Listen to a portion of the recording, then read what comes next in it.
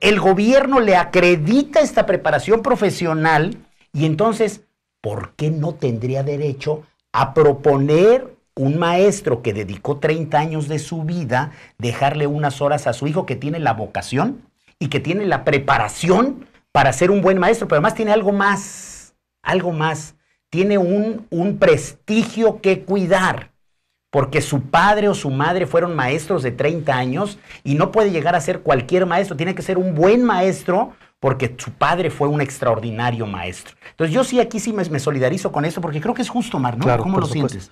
Sí, yo considero contigo, y nos referíamos directamente, como tú bien lo señales, que tienen madera, ¿no?, para ser buenos maestros. Yo creo que nuestros maestros, nuestros profesionistas en el país, en el estado de Morelos, tienen una máxima capacidad y una evaluación que los distingue a ellos. El asunto es cómo se está observando desde el lado del escritorio, desde el punto de vista de la autoridad, cómo los observa a los maestros, si verdaderamente les preocupa esa calidad académica que bien señala el profesor, o es simplemente el botín político que pueden representar los maestros, que creo que por ahí va el fondo. Si verdaderamente la preocupación de este país, de este gobierno federal y estatal, es la educación, hay muchísimos mecanismos para trabajar a favor de la educación de este país, y quién mejor que los maestros para encabezar este proyecto educativo. Pero yo observo que hay otras bemoles y otros intereses que son los que le conviene al gobierno federal, y por eso están pisoteando muchos de los derechos que les corresponde al magisterio. Uno de los problemas que veo, profe, espero que coincidas conmigo, anteriormente cuando un maestro normalista salía de una normal, salían y sabían que tenían plaza, a lo mejor en el cerro o a lo mejor en una comunidad rural lejana, es cierto, ¿sí? Pero tenían plaza y de ahí se iban acercando a su comunidad. ¿Sí? Hoy cuando salen de las normales no tienen plaza. Si no tienen plaza, si no es culpa del magisterio, es culpa de este gobierno que dice que no está privatizando. No, sí está privatizando la educación y lo ha venido haciendo poco a poco, porque la población ha venido creciendo y el gobierno, en lugar de crear, construir nuevas escuelas públicas de calidad, nuevas escuelas, si surge una nueva unidad habitacional enormes como las que están construyendo, ¿no? ¿Qué hay que poner ahí? Pues canchas deportivas, ¿no? ¿Qué hay que poner? Pues una escuela, ¿no? Hay que poner una escuela y entonces habría plazas donde nuestros maestros tendrían su espacio laboral. Se critica mucho que se venden las plazas. Yo tampoco coincido que se vendan. Pero ¿por qué alguien compraría una plaza? Pues porque son muy poquitas, son muy escasas, ¿no? ¿Sí? Si todos los maestros si el gobierno construyera muchas escuelas públicas, habría plazas y no se generaría esta corrupción que se da desde el mismo sindicato y desde el mismo gobierno que lo propicia. Pero ¿qué nos representaría eso, Guillermo? Si el gobierno se preocupa por hacer más escuelas y damos más educación, entonces tenemos a personas más preparadas. Por consecuencia, a personas más demandantes, a personas más exigentes, a personas que no se dejarían pisotear como sucede en muchas de las comunidades, tristemente.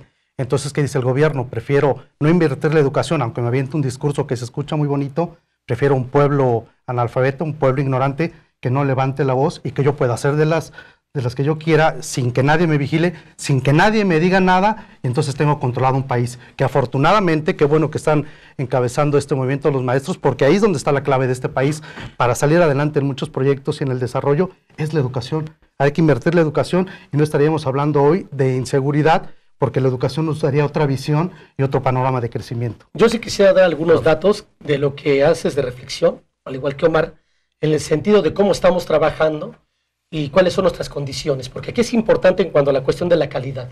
Por ejemplo, en las zonas urbanas, que ya en Morelos ya estamos hablando de un gran porcentaje de zonas urbanas, tenemos escuelas públicas en donde los alumnos, la matrícula de alumnos que se atiende es un promedio entre 40 y 50 alumnos. Cuando en las escuelas particulares estamos hablando entre 10 y 20 alumnos por cada grupo, en la mayoría de las escuelas. Esto significa que atender una gran diversidad de alumnos por cada, tanto en preescolar, primaria y secundaria, requiere efectivamente mayor atención con otro tipo de personal de apoyo académico, apoyo a la práctica docente que no se está contratando.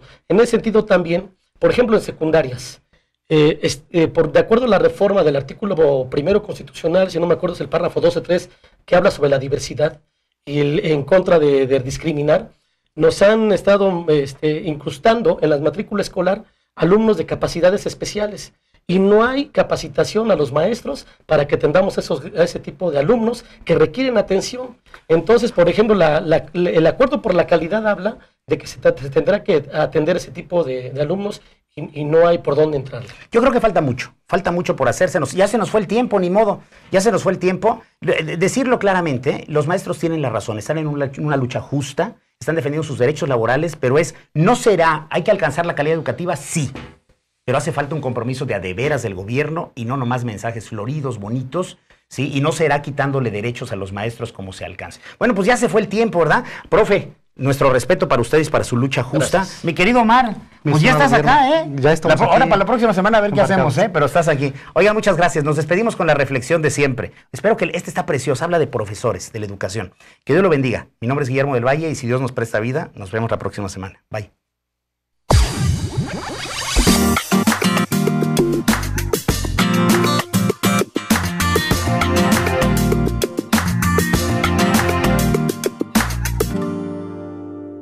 Esto es una buena lección.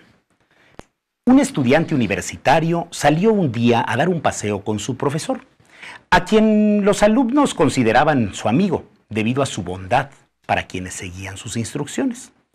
Mientras caminaban, vieron en el camino un par de zapatos viejos y supusieron que pertenecían a un anciano, que seguramente trabajaba en el campo de al lado y que estaba por terminar sus labores diarias.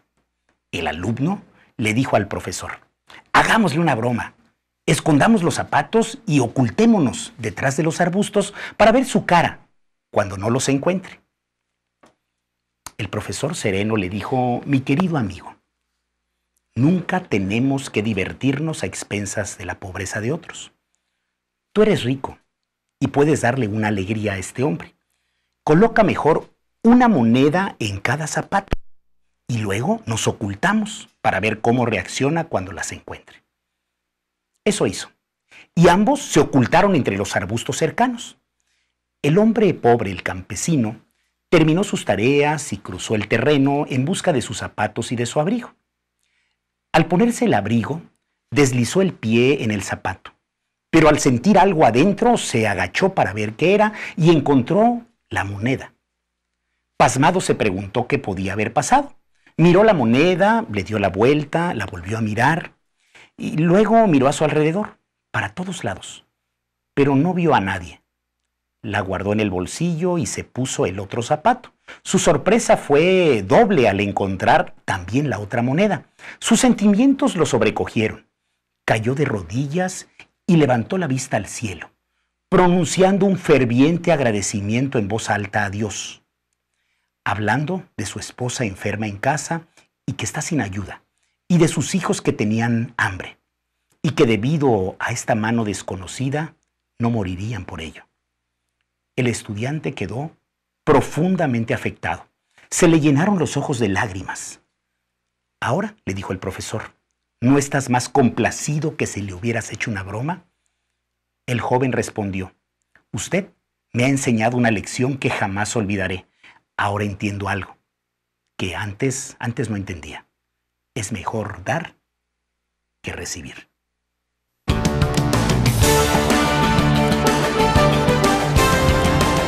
Las cosas como son, con Guillermo del Valle.